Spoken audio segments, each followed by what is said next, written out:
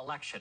The town's mayor is facing a charge for allegedly procuring ineligible voters in the 2018 election through the Proxy system.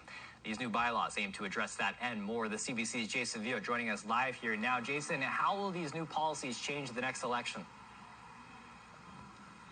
Well, Chris, last night, Council unanimously passed a bylaw that looks to more clearly spell out how election complaints will be handled in the future. Things like election signage or how candidates utilize their resources. And it comes with timelines attached to how quickly the clerk should respond to these types of concerns or complaints, and whether the town clerk is even responsible, depending on the type of complaint. And if they are not, handing it over to police or the Ministry of Municipal Affairs. Those things and those steps are clearly now spelled out in this new bylaw. And one councillor I spoke with says that this is just one piece of the puzzle in trying to restore some of the public's faith ahead of the next election. It's like building a house without a solid foundation, and I feel like that's how this council is. We don't have that solid foundation built on trust and ethics, so we can't go backwards, but we can go forward, and we can make sure it's right for the next election. That is the foundation of democracy. That is our job, and if we can't do that, then we don't deserve to be on council.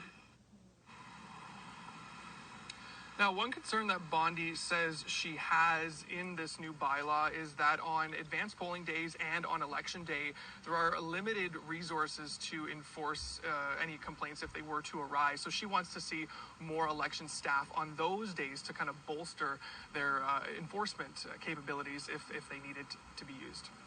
Now, Jason, when it comes to the issues surrounding proxy voting, has anything changed there?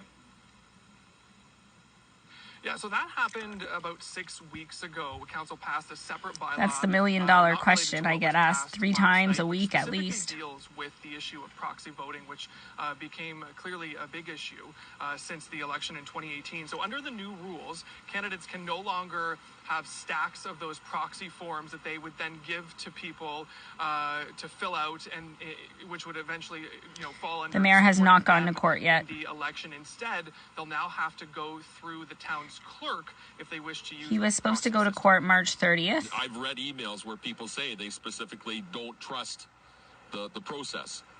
I can understand why they would feel they that don't way. Trust the process, and they don't trust us. Personally, I believe that there's some confusion on proxies. As a council, we want people to understand that we want the procedures to be right. We want people to have faith that the person that's being elected is being elected through an honest campaign and the right number of votes.